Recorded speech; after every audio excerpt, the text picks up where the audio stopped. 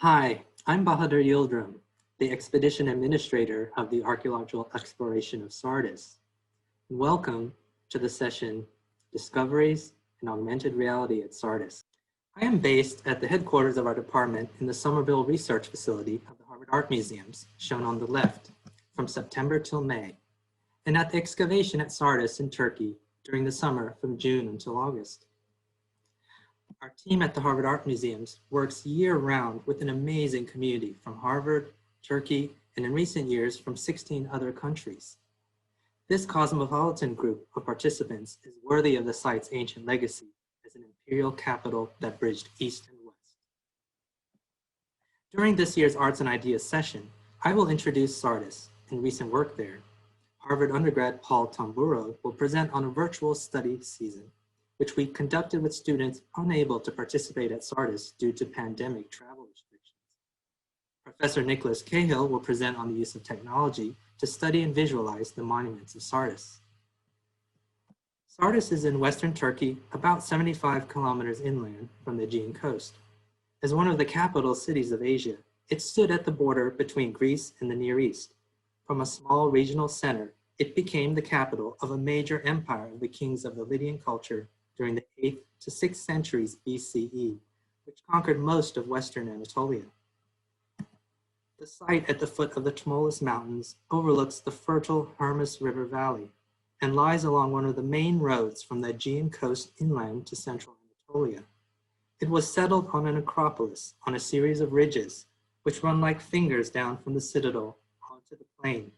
Its sheer cliffs were described by the ancient historian Polybius as the strongest place in the world. The mythology of its origins include King Midas of Phrygia, who had been granted the wish from Bacchus that whatever he touched would turn to gold. After realizing his folly, he was directed to wash away his golden touch by bathing in the Pactolus River at Sardis, which then ran rich with gold. That gold made the Lydians the richest people in the world and led them to invent the world's first coins. The historic and legendary kingdom of Lydia ended with the defeat of the Lydian king Croesus by an attack of the king of the Achaemenid Empire, King Cyrus the Great in 547 BCE. Here is archaeological evidence of that fateful battle, including remains of armor and a fallen soldier still clutching, most likely a slingshot, which were uncovered in the late 1980s at a Lydian fortification wall of Sardis. The city was transformed from a Lydian kingdom to a Persian satrapal capital and was incorporated into a much larger multi-ethnic empire. By the 3rd century BCE, the settlement was transformed again, this time into the western capital of the Hellenistic kingdom of the Seleucids. This transformation was the subject of a recent interdisciplinary project published by Paul Kosman and Andrea Berlin in 2019. The richest and in many ways best known era of Sardis is, of course, its Roman period, when it was one of the major cities of the Roman province of Asia. Sardis housed several temples of the Roman imperial cult, one of which was in the Temple of Artemis, one of the largest Ionic temples in the world, a mega project begun in the Hellenistic period, which continued into the Roman, but was never completed. Sardis also featured baths, theaters, and other institutions of a Roman city, and by the 4th century, churches and a synagogue, one of the largest excavated from antiquity, with extensive floor mosaics. The city suffered a swift and devastating collapse in the early 7th century, at a time when cities all over Asia Minor were being transformed. Occupation did not come to an end, however, as this Middle Byzantine church shows, but it never became the major metropolis it was in the past. Much of what we know about the Lydian city of Sardis and its later history is a result of the discoveries and excavations of the Harvard Cornell Sardis expedition, which began under the direction of George Hoffman in 1958, professor of archaeology in the departments of fine arts and classics at Harvard and curator of ancient art at the Fogg Museum. It continued under Harvard alumnus and Berkeley professor Crawford H. Greenwald Jr., known as Greenie, and is now directed by Professor Nicholas Cahill of the University of Wisconsin-Madison. Turning to recent discoveries, here is an image of the site showing a reconstruction of the massive Lydian fortification wall of the 6th century BCE based on excavation since the late 1970s. It encircles the city of approximately 100 hectares. And important discoveries have been made more recently in excavations since 2009 on a hill in the middle of the city known as Field 49, where more remains of a monumental palatial quarter with massive terrace walls datable to the Lydian era of the 8th to 6th centuries BC have been uncovered, indicating that much of what resembles natural landscape is actually monumental terracing. And here too were found remains of armor and weaponry, most likely from the battle between Croesus and Cyrus.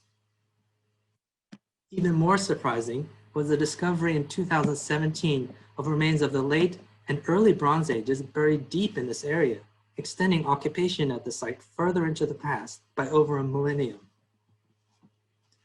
Also in recent years, work since 2005 at Field 55 has uncovered a monumental terrace complex of the Roman Imperial cult of the 1st century. Excavation at its east side revealed multiple phases of walls of the terrace, built from fragments of architectural blocks, such as these from a remarkable figured Corinthian capital, which originally belonged to a Roman imperial cult temple that had been completely destroyed. The late antique rooms along a street at the edge of the terrace were filled with the destruction level of the early 7th century, which consisted of furniture, such as this marble table, as well as bronze vessels. The late antique rooms above on the terrace included remarkable finds, such as these wall paintings, which resemble hanging curtains, and in front, a marble griffin table leg. At the west entrance to the city, just west of the monumental Lydian gate of the 6th century BC of the fortification wall, we discovered in 2014 remains of the largest Roman monumental arch in the world. Here you see its massive marble blocks fallen on the marble paved road along the edge of the Bath Gymnasium complex and synagogue. With the pandemic, our plans to continue excavation in these areas this past summer were put on hold. We worked closely with the Foreign Ministry and the Ministry of Culture and Tourism of Turkey, under whose auspices we are granted permission to work at Sardis each year, as well as with the Harvard Art Museums and Harvard's Faculty Oversight Committee for the Sardis Expedition. We can't thank them enough for the opportunity they gave us and for their guidance. We revised our program into a 1-month study season with no excavation that focused on the maintenance of monuments at the site and the study of artifacts in the depots of the excavation compound at Sardis. Let me note that none of the artifacts that are excavated by the dig at Sardis leave Turkey. They are all required by law to stay in Turkey at the local museum in the city of Manisa or in the excavation compound depots.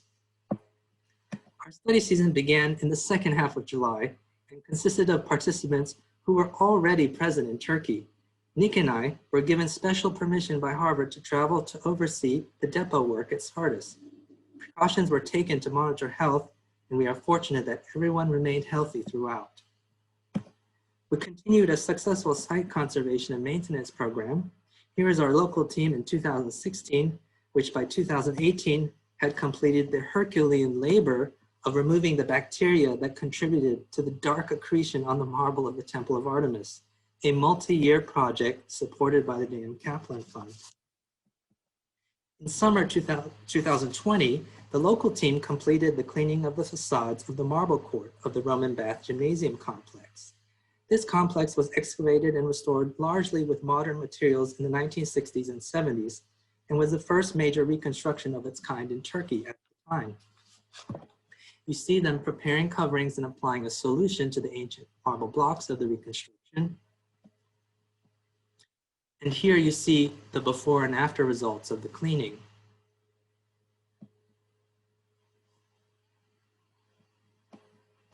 Work in the excavation compound depots included that of doctoral students working on the ancient gems of Sardis and the monumental building projects of Iron Age Sardis. Access to the depots also allowed research and documentation for publications on Bronze Age pottery, sculpture from Field 55, Lydian finds and houses, and finds such as these table leg furnishings from the synagogue. This work also led to discoveries in the depot, like this fragment of a small capital which had been excavated in the synagogue in 1963, but had not been identified as belonging to the cylindrical monument also excavated from the synagogue in 1963. Final publications were also brought to completion. we were able to do final checks of objects for an upcoming Sardis volume on the House of Bronzes and Pactolus cliff sectors, which will be printed by the end of this year. The printing of the Sardis final report of the Temple of Artemis by Professor Fikret Yegü was completed over the summer in Istanbul, and the books just arrived to the Harvard University Press warehouse for distribution. This 2-volume, beautifully detailed documentation and study of the temple by Fikret was produced thanks to the remarkable work of our publication team and the printer in Istanbul.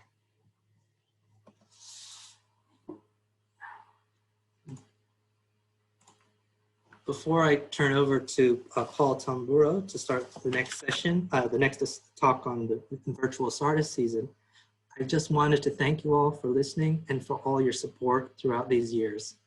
We're extremely grateful, and please explore our Sardis website. Great. Baha, could you, okay, perfect. Okay, so hello everybody. My name is Paul Tamborow. I'm an undergrad at the college. I'm a joint concentrator in archaeology and the history of art and architecture. And this past summer, I had the opportunity to participate in the virtual Somerville season. So I will say some words about that. And I'll mention also I am a student guide, a Ho family student guide at the Harvard Art Museums. So you may know me from that. I see a few familiar faces here. It's a pleasure to be speaking to you all. So I will go ahead and share my screen and we'll get started. Okay. So to start off, in 2020, most of us couldn't make it to the site, but we had what we fondly called the Somerville season. So there's a little bit of a play on words going on here. And here you get a sense of what that looked like. These are some screenshots from our weekly meetings. The team included myself and several doctoral students, Rebecca Deach, Sarah Eisen, and Anthony Shannon, all in the classics.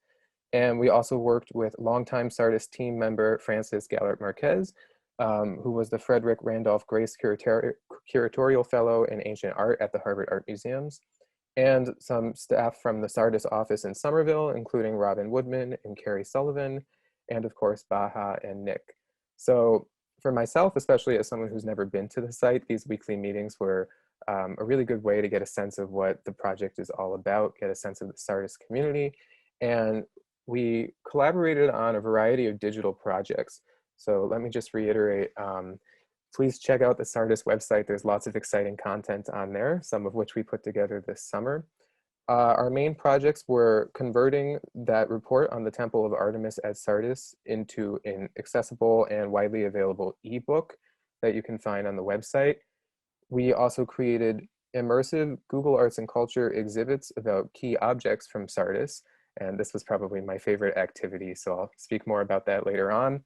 And then we also did some work with Sardis databases, particularly working with the thousands and thousands of architectural drawings and working to make those more accessible, make it a little more intuitive to find the drawings you need. So I'll start off by saying a few words about the Temple of Artemis. Basically what we did is we started off with this beautiful PDF version of the book, which Baha mentioned is also going to print soon. And you see it's very nicely laid out with captions and photographs and headings. I didn't know it, having no previous experience in tagging and coding for websites, but it's actually pretty complicated to convert this for the online format. So we took what you see here in this PDF and using a lot of code, we converted it to what you see here. So this is how it displays on the website. This was the chapter that I worked on, the introduction. And now you should be able to go through, you can click on a figure and it will pull up the relevant image. You can also click on a footnote and it will link you to the relevant footnote. And there's also some places where it will link you to other parts of the book for a relevant reference.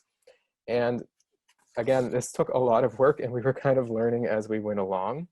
So over here on the left, this is kind of a hectic slide, so I do apologize, but on the left is how it was formatted for the original PDF book that I showed on that first slide. So this is all the chunks of code that were used in Adobe InDesign to format it for that.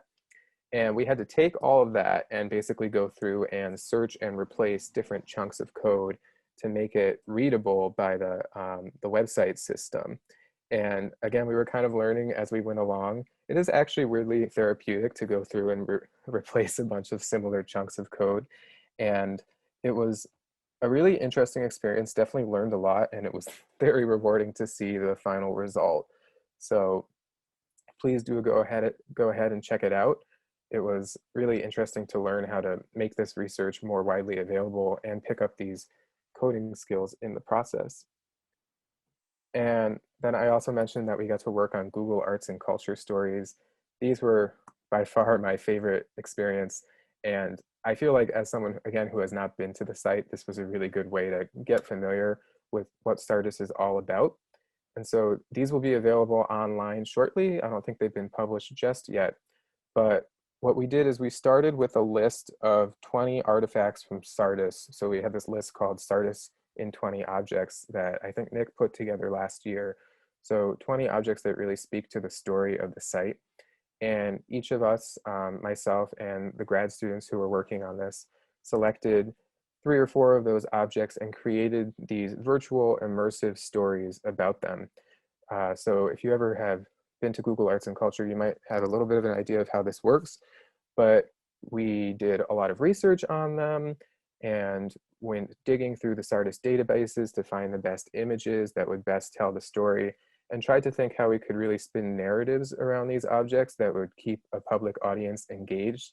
And I have to say, I think I drew on some of my experience as a student guide at the Harvard Art Museums while doing this. So I was thankful for that. It was also a bit of a learning curve for me, being the non-PhD in classical archaeology, but I think that made it all the more fun. There's something very exciting about working this intimately with an object. So these were my 3 stories here. I'll just say a few words about them. But first off, I got to tell the story of this electrum coin excavated from Sardis in 2008. So for those of you who are familiar with the project, you probably know that Sardis is where the world's first coins were invented, and this is one of them. They were minted in this alloy of gold and silver called electrum. And there's been a lot of exciting research recently on where that electrum ore actually came from. It used to be thought that it came from the river by the site, the Pactolus River, but now analysis of the actual composition of the alloy is suggesting that it might be from mines in northwestern Anatolia. And there's been lots of really scientific analysis done very recently to tell that story. So it was interesting to think how to take an object that is so critically linked to the story of Sardis and how people think about the Lydians, and talk about the inventage of coins, talk about this recent research. It was definitely difficult at times, but very fun to put together. And my all-time favorite story that I got to spin, and I think I got a little carried away with this one, was this leves with water serpents. So this is a type of vessel used for mixing wine and water. And you see that it has these beautiful sea serpents painted on it in this black and white design in the East Greek orientalizing style. And so for this, I got to tell the story of ancient drinking practices and also explore some myths about sea serpents and classical mythology, and try to think about why this particular design would be on this kind of vessel for consuming alcohol. So it was fun to be a little bit imaginative, think about how to catch public attention with this, and I hope you can see it soon. But the last piece I will talk about is the Bohr bridal attachment. So this is a small copper alloy Bohr that was excavated from Sardis. And this on the left here just gives you an idea of the kind of work we were doing. This is what the database looks like. We would go through, select the images that we would think would best highlight our points. We also dug through a lot of Sardis publications and other resources like metalwork from Sardis, which you see on the right, to get the information to spin into these narratives.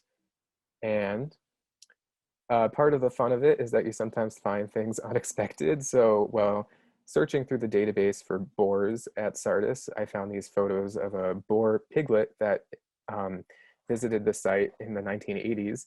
And I actually found a way to incorporate these into our Google Arts and Culture story. So that was a fun aspect, a nice surprise. But hopefully this video will work. And this just gives you an idea of what it looks like on our end. You have basically a bunch of different modules that you put together to form this story. You can drag images in. You can also zoom in to guide the viewer's eye as they're scrolling through this. So it really prioritizes this kind of immersive, close looking and working closely with the object even in this virtual setting. You can also pull in third-party material, so anything from other museums that's available, like this Bohr from the Harvard Art Museums. And also I drew upon some paintings of the Caledonian boar hunt to talk about myths about boars in antiquity. So there's really a lot of freedom with this platform, and it was fun to explore. I will skip ahead to the next slide just for the sake of time, but, oh.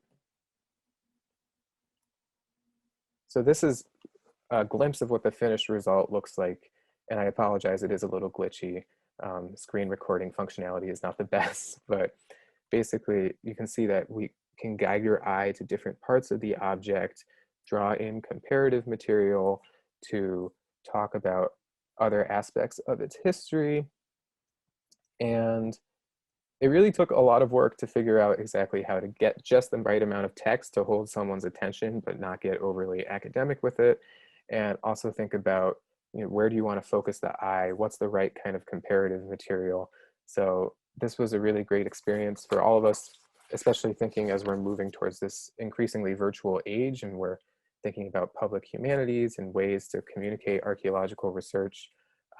It was just really fun, and I can't wait to see these go live. And here you see an example where I pulled in some other artifacts from the site to tell the story of how this attachment relates to horsemanship. And I'll just say a couple words quickly about two other projects that we worked on. So first of all, we were working on the database, as I mentioned earlier. There was somewhere in the neighborhood of, I think, 2,700 architectural drawings that we were working to make it easier to sort through. So here's an example of one on the left. And basically these were revised a lot over time. Some of them, almost every year, excavators would come back and add in new details. So we had to separate different versions of the same drawings from each other. And hopefully this will make it a lot easier for researchers to find what they need in the future. And we each did about 700 drawings a piece, I think. So it was no small task. And the last thing I'll mention is that Rebecca and Sarah, two of the grad students, put together this really fantastic piece for the website called A Day in the Life of the Sardis Excavator. You can go to the website and check it out right now. It's live and up there. And this was especially nice for me to read as someone who's not been to the site, because it gives you a really great idea of what it's like to be there, waking up in the morning super early, going out and working with your team and excavating. And again, it kind of continues that theme of thinking how to make what Sardis is all about and archaeology accessible to the public, sort of demystify archaeology. So yeah, even without traveling to Sardis this summer, we really made great strides in terms of our public and online presence. And I think we all learned a lot about communicating research and working in this increasingly virtual world. And I feel like I got to know the site very well, even without going to Turkey. So I'm very thankful for this experience, and thank you all for listening. I think I'll turn it over now to Nick Cahill to talk about augmented reality apps, and happy to take your questions later. Thank you. Well, thank you. I'm Nick Cahill, and I'm going to talk today about a particular problem that we've got at Sardis, which is that how to explain things to people, how to explain the site to people. And so let me see if I can, wait, hang on, I'm sorry. I'm gonna share my screen.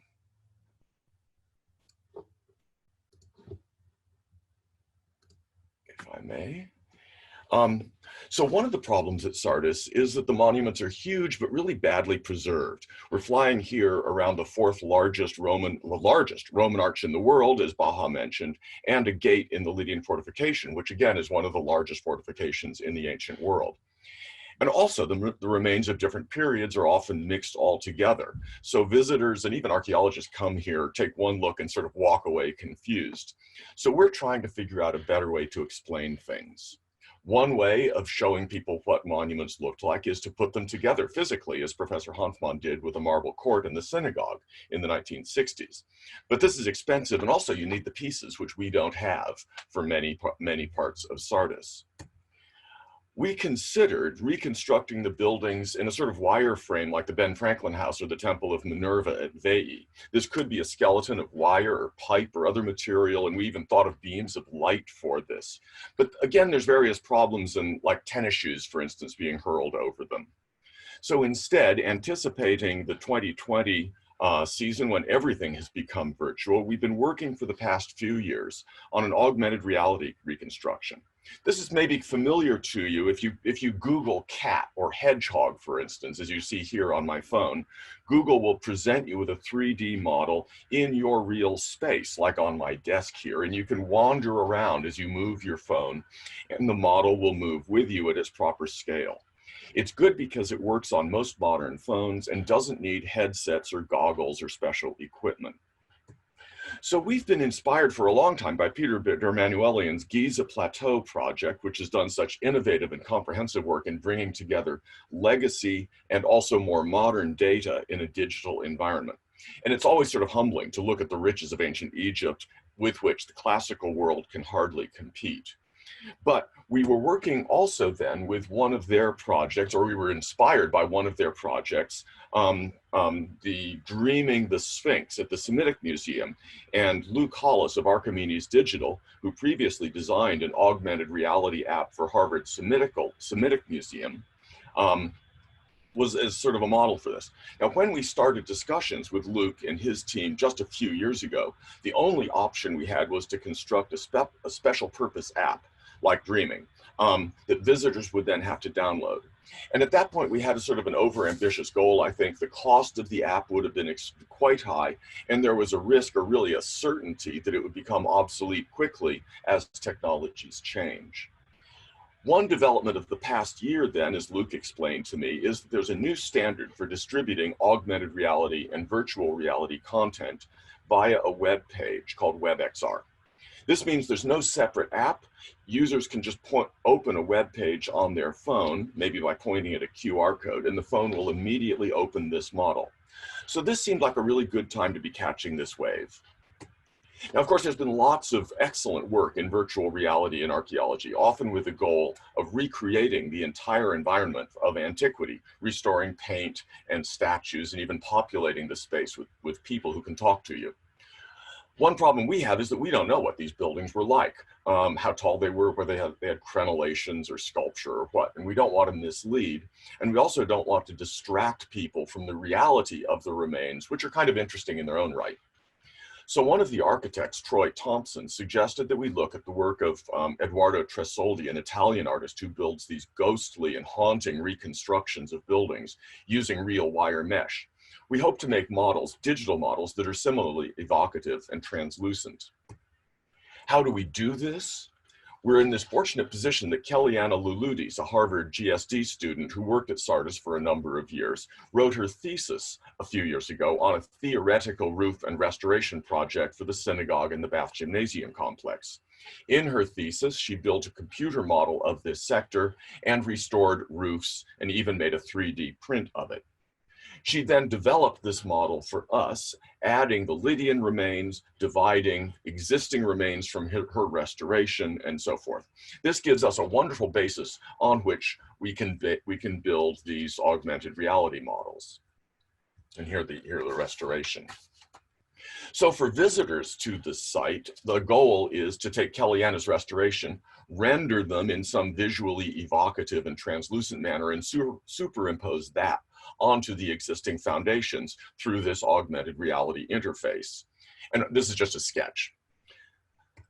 The problem is that the majority of people in the world are not at Sardis, and we want to make this available to them too. For the rest of the world, we need not just Kellyanna's restoration, but a model of reality on which to place it. And Kellyanna's model, it's beautiful, but it's not as detailed or visually engaging as the real experience of Sardis. So we've been using drones at the site for some time, and the videos are inspiring and offer this wonderful new perspective of the site. But in addition to taking videos and still images, you can take a few thousand drone images and then stitch them into a three-dimensional model using photogrammetry. This is a sophisticated process which I don't know really well and I can't explain properly. You need a specialist who's not me. But basically the software finds common points in overlapping photographs, and just like your brain can create depth from stereo photos, your eyes, the software creates it by comparing these thousands of photographs. And from this, it can create a point cloud, then a mesh, and then a photorealistic texture or skin. It can be accurate to less than a centimeter and preserves that reality and texture that are so essential. It's not like being there, but it's not quite so bad.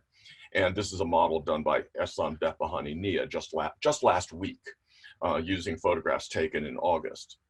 So then we can do this room by room. We've done this last week. We did the forecourt of the synagogue, and eventually we hope to cover the Bath Gymnasium complex, the road trench, the arch, and the Lydian fortification, and then superimpose Kellyanna's reconstructions on this. Now, just to back up a little bit, we've been using photogrammetry actually since 2011 in excavations. Traditionally, we record excavations in plans and sections and so forth, but photogrammetry and 3D modeling is a much better way of preserving things that we have to dismantle, like this fallen wall, for instance. Some excavations do this at every single level. We don't do it. We don't go that far, but these models are already part of our existing scientific record of the site. And because the drone has a pretty accurate GPS in it, the models it produces are properly located in real space. So that if we load a model from 2015 in one sector and another model from 2018 in another, they'll fit right into our general map of the site. So this means that we're essentially putting together not just a bunch of individual 3D models for one-time use, but rather a sort of a new, a unified model of the whole city, which can join then with different kinds of data, topography, geophysics, architectural renderings in our geographic information system.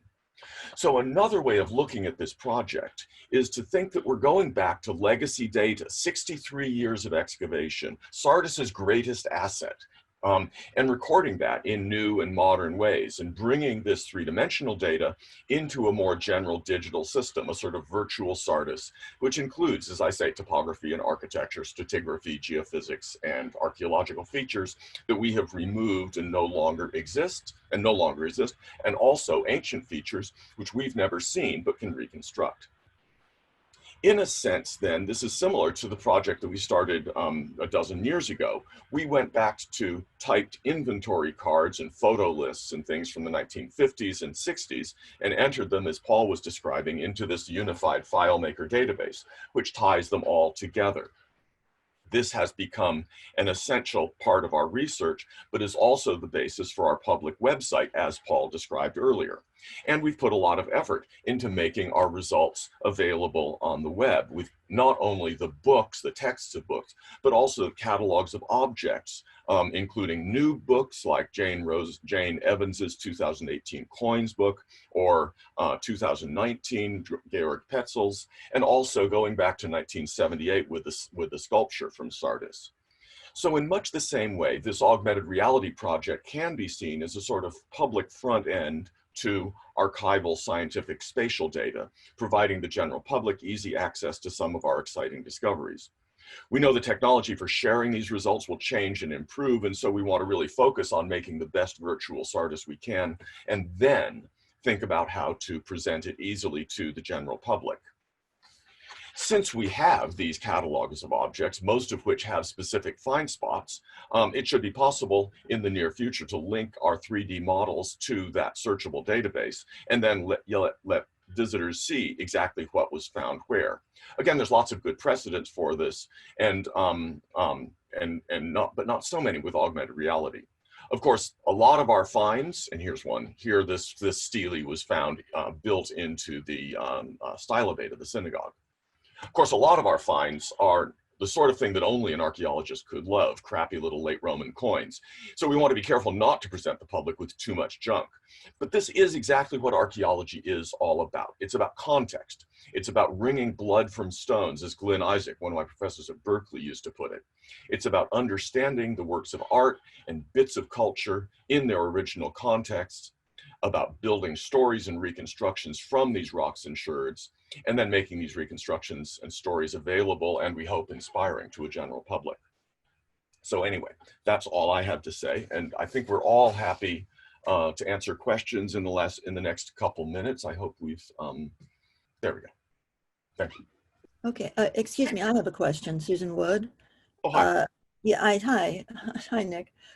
I noted at the beginning that you're recording this. Will that recording be available to the public soon in some particular place? Yes, the plan, Susan, is that these will be available in the future, and a link will be provided for those recordings. So Soon? Hopefully sooner than later. So yeah, I'll send you the note about when it will, but it should be soon. Okay, thank you. Can I ask, where do you get all the technological support for all this work? Is it through the museums? Is it the university? Is it outside? I guess part of it you're doing with Google.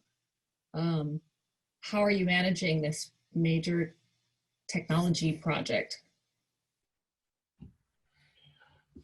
I don't know, we kind of do it. I mean, there's a lot of, really talented students who have contributed. I mean, like Paul and the people who worked at Somerville over the summer. And we've had a lot of students and professionals advising us and doing all the hard work of actually, entering all this damn stuff. Yeah, we get it from everybody. We get it from a lot of them. Very cool. Such an exciting interface. Yeah, the web designer is a group in a group in Boston who actually did the coding for the website, but they did it in such a way that we could then sort of modify and add data very, very easily. Nick, I have a question. Are you able to use the drone to capture images that can be used in photogrammetry to make 3D models? How does that work? That's exactly what we were doing. So that's when I showed that slide of maybe it went too quickly, but there was a sort of a movie, a very quick movie of the drone, the software understands where each photograph was taken from a combination of the GPS and so forth. And then the software, which is this Russian program by Agisoft, puts it together into this photogrammetric model. There's lots of ways of doing photogrammetry, of course. The great advantage of doing it with the drone is that it comes with the GPS, so that it really does just plop. I was doing this, just smack right into a general map. So everything orients reasonably well, and it's that last few centimeters, of course, that are the kicker. But those are things. Then you just get some smart student to figure it out.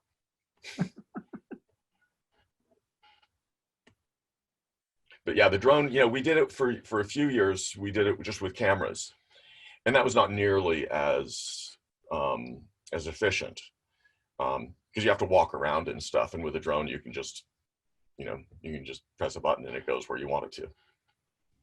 I have another question. How much of the site has been excavated at this point? Depends on how you define site.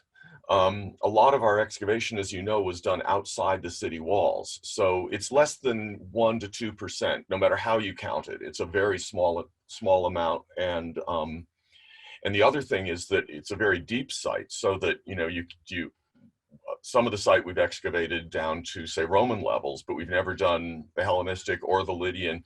And now we've got the whole Bronze Age in front of us. How are we going to deal with that? Already Lydian is 5 meters deep or more. The Bronze Age, when we hit it last summer, that went down to 14 meters deep, or a few summers ago. So it's an insignificant part of the site, a very insignificant part of the site. Nick, we had a question about how the drone technology has actually guided our program of excavation in terms of helping us to decide where to dig or what things to focus on. Perhaps you could point to that aspect. Well, we don't, I mean, it would be nice if we could use it for things like remote sensing, for instance, and the sorts of things that Jason was talking about last time, or many people have done at many parts of the world, where, you know, from an aerial view, you can really sort of see structures under the ground. And that's not so easy at Sardis. The geology is so soft that everything gets buried very quickly or it erodes away. So, so those aerial views and those, you know, satellite photographs and so forth, and even geophysics, they don't really help in guiding excavation. So, but it does really help us in understanding once you've got a sort of a picture of what's going on here, getting that overview of it really helps in understanding how one part relates to another. And so it's been really critical in that. Nick, when will we see the augmented reality of the great art? Good question.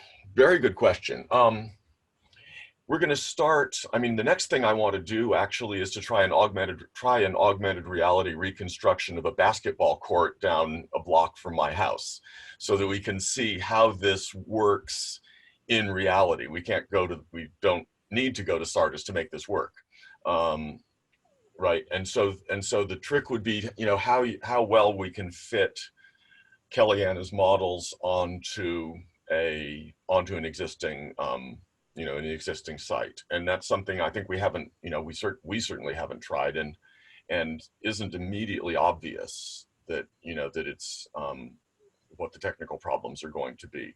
But I'm really hoping to have something working by next summer.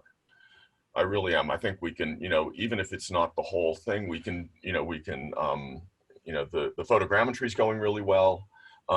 Having a model, having a photogrammetric model, and then once we've got that, we can sort of tweak Kellyanna's model to fit that, and we'll probably bring the reconstruction down, not all the way to the ground, but maybe to a meter above it, so that there's a little play there. If it's not perfect, you won't object to the walls not quite fitting the foundations, which I suspect they won't. In fact, you know, the technology is great, but it's not perfect. But I think we can. Those are all things that we're working out now with Luke, and it's working quite well. And again, you know, I mean, Luke is in Egypt now, and we're in all these different places. So even if it weren't for the pandemic, we would be doing it remotely anyway. But it's all going quite well. I'm pretty excited about it. I'm pretty happy with it. It's exciting, and in a way it also answers the question about technological know-how, and that is, I think, that you, Nick, are just very courageous and brave in exploring technology. No, I'm foolish. I'll take these things on, and, you know, the only, you know, it's hard sometimes to pull back a little bit, and that, you know, the interesting thing is to find them. It's like, you know, like surfing or something. Find the moment when that wave is the right wave to catch, because just a few years ago, I think it wasn't. And now it is, I hope. Well, I think at this point, Nick, we're at the past the cutoff for the session, so we're going to have to wrap up. And I want to thank everyone again for all their patience and interest. And we look forward to future Sardis discoveries and visits. Thank you. Thank you all for coming. Thank you all.